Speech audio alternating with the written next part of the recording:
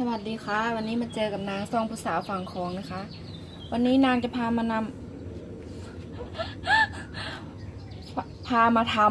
ำแจ่วไก่นะคะ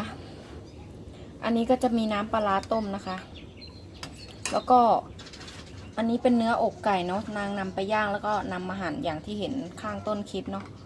เป็นต้นหอมผักชีนะคะ แล้วก็พริกกระเทียมนำไปคั่วนะคะให้หอมๆเนาะโอเคไปทำกันเลยค่ะ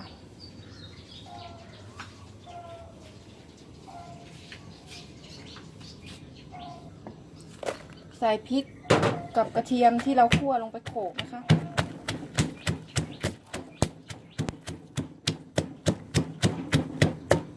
พักนี้ต้องขออภัยด้วยนะคะนางไม่ค่อยได้อัพคลิปเพราะว่างานเยอะเนาะไม่มีเวลาไม่ค่อยจะมีเวลาจะพยายามอัพคลิปบ่อยๆนะคะ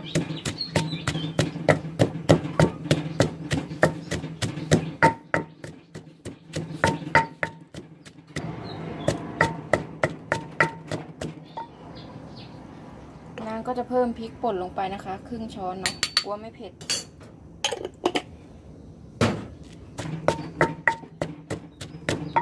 แล้วก็ไก่ลงไปเลยค่ะ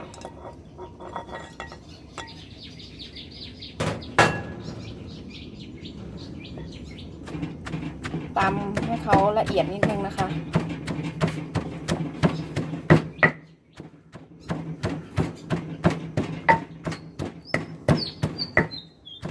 อันนี้นางใช้อกไก่2 ชิ้นนะคะแล้วก็นำไปย่างนะก็จะได้ประมาณนี้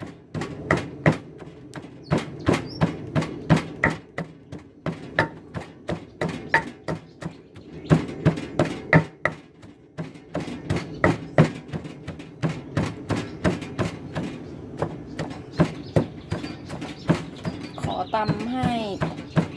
ละเอียดแป๊บนึงนะคะเดี๋ยวค่อยมาดูกันเพื่อเป็นการไม่เสียเวลา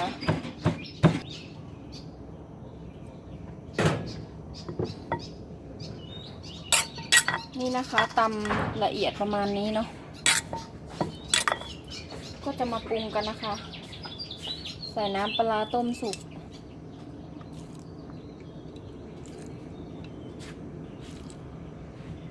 สัก5 ช้อนนะคะ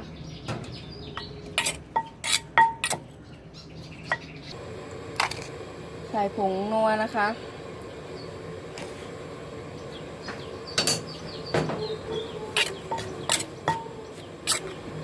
ก็ตำให้เข้ากันนิดนึงนะคะ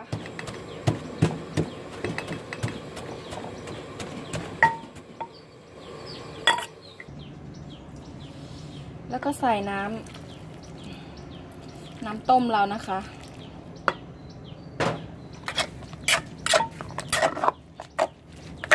ถ้าน้ำน้อยไปก็เพิ่มได้นะคะ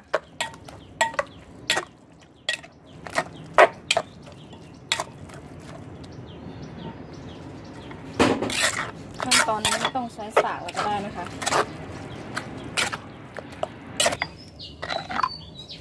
นี่นะคะนางเพิ่มน้ำเข้าไปอีกนิดนึงนะคะชิมดูนะคะจืดไปนะคะก็เติมน้ำปลาร้านางก็นำไปต้มผสมน้ำเปล่านะคะเพราะว่าถ้าเราไม่ต้มมันจะเค็มเกิน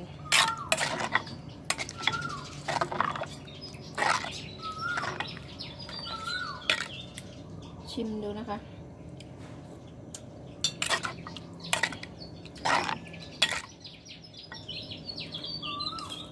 เติมน้ำปลาอีก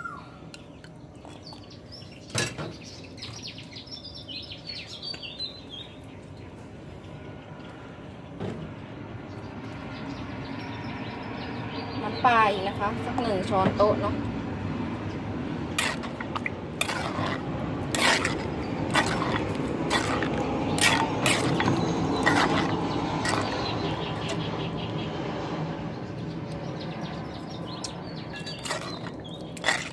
โอเค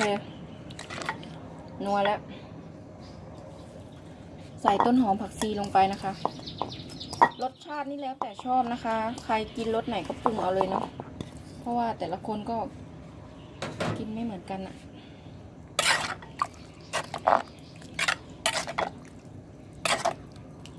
นี่แหละค่ะ เป็นอันเสร็จนะคะ หน้าตาแจ่วไก่ของเรานะคะ โอเคค่ะ เดี๋ยวนางจะตักเสิร์ฟให้ดูนะคะมันจะถ้วยกับ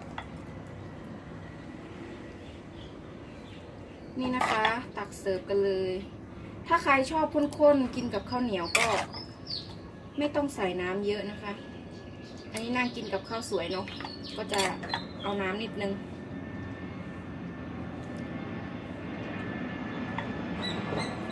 เนี่ยแหละค่ะป่นไก่นะคะ หรือว่าแจ่วไก่นั่นเอง เรียกง่ายๆน้ำพริกไก่ถ้าภาคกลางเรียกนะคะ หน้าตาก็จะประมาณนี้ค่ะ หอมอร่อยค่ะ นัวมาก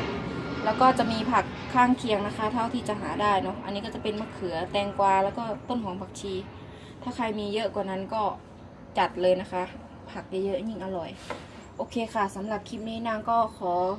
ตัวลาไปก่อนนะคะ ถ้าชอบก็ช่วยกด Subscribe กดไลค์กดแชร์ให้นางด้วยนะคะ สวัสดีค่ะ